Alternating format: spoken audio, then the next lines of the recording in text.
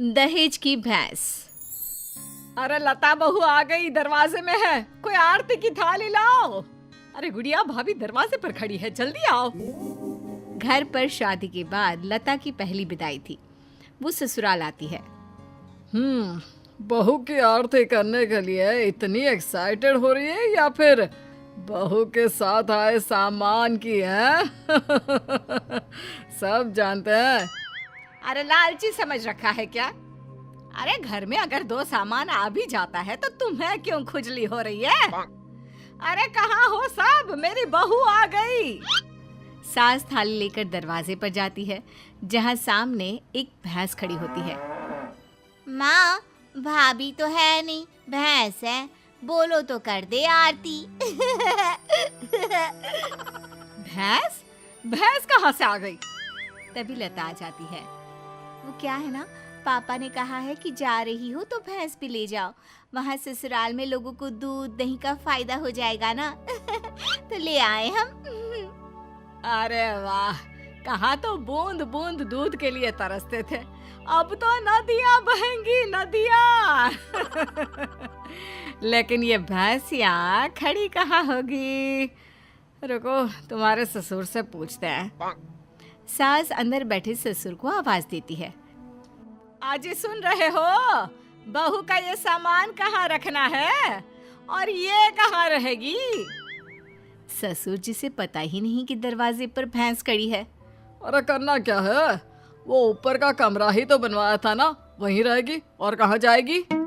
हैं? ऊपर के कमरे में रखे? अरे लेकिन इतना ऊपर चढ़ेगी कैसे? अरे पैरों से, और क्या पंख उगाना है? बड़ी ही गंवार औरत हो तुम। और अब बहू आ गई है, जल्दी से अंदर ले आओ आरती करके, हम नहाने जा रहे हैं। बाहर आए तो नाश्ता मिल जाना चाहिए, फिर मिलते हैं बहू से। ये बोलकर ससुर तो चले जाते हैं, लेकिन सास सोच में पड़ जाती है कि भैंस को ऊपर पहुंचाए कैसे। खैर काफी मशक्कत के बाद भैंस को छत पर चढ़ा दिया जाता है। हाय रे, न जाने कैसा ससुराल मिला है, एक तो 3 तल्ले ऊपर कमरा दिया है।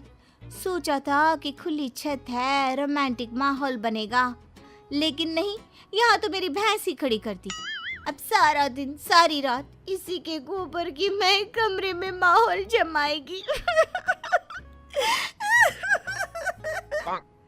अरे रोती क्यों हो? जानती हो ना, घर में पापा का ही राज चलता है। और अब मुझे खुद समझ में नहीं आ रहा कि कैसे पापा ने ये भैंस छत पर चढ़वा दी। खैर चेंज कर लो, नीचे चलते हैं नाश्ता करने, हमें बहुत भूख लग रही है।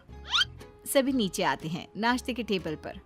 और बताओ बहू, घर पर सब कैसे हैं?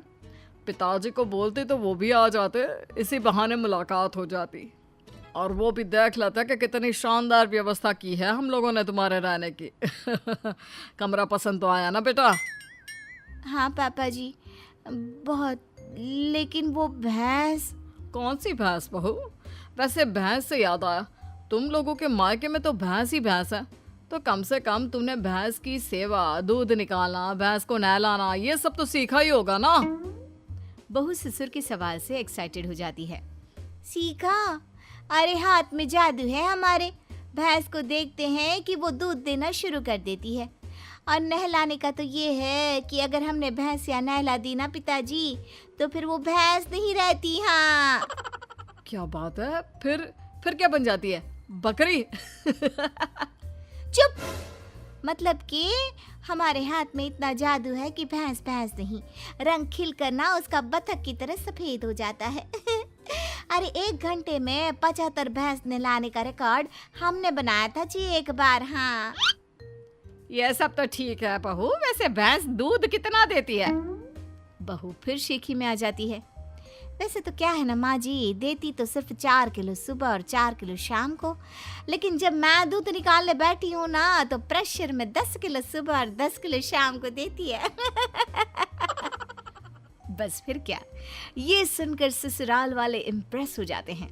ससुर सोच लेते हैं कि इतनी गुणी बहू मिली है तो भैंस तो लाना बनता है। फिर क्या, अगले रोज ससुर दरवाजे पर भैंस खड़ी कर देते हैं। बहू, अरे ओ बहू, देख तो मैं क्या लेकर आया हूँ। तभी बहू एक बाल्टी दूध लेकर आती है। क्या बात है बहू, बाल्टी भरकर दूध कहाँ से आ गया? वैसे देख, दरवाजे में मैंने तेरे लिए एक तोहफा रखा है। बहू दरवाजे पर जाती है जहाँ एक भैंस खड़ी होती है। ये क्या पिताजी, एक और भैंस? एक और नहीं बहू, एक ही है। इसे बाहर ना एक शेड बनाकर खड़ा कर देते हैं, क्या कहते हो? हाँ हाँ पिताजी सही कह रहे हैं, क्यों नहीं। वैसे भी ऊपर ना अब जगह कहाँ है, वहाँ तो। बहू बात पूरी करती कि सास आ जाती है।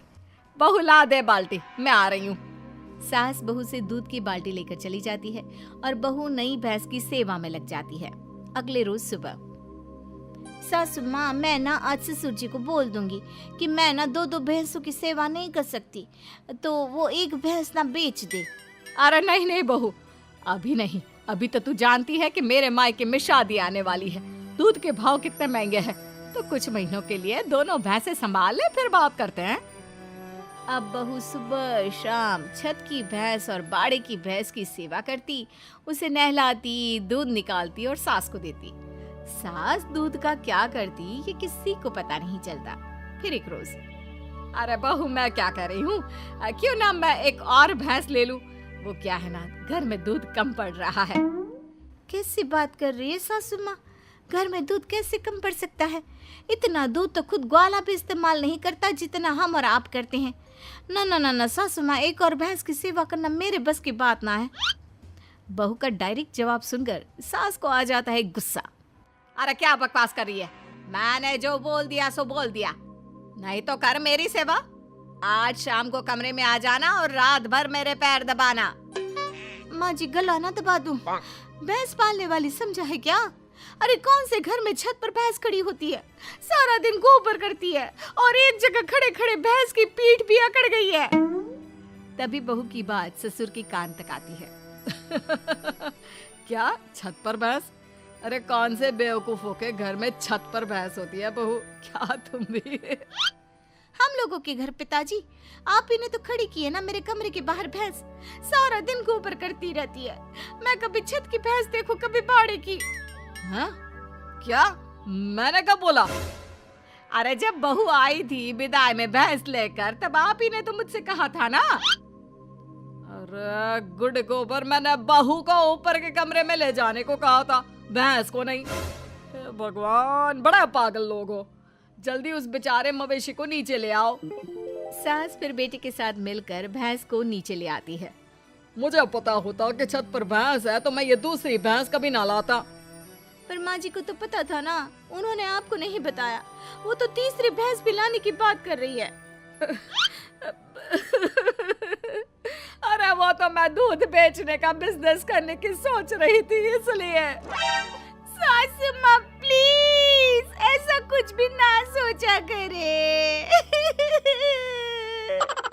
भगवान।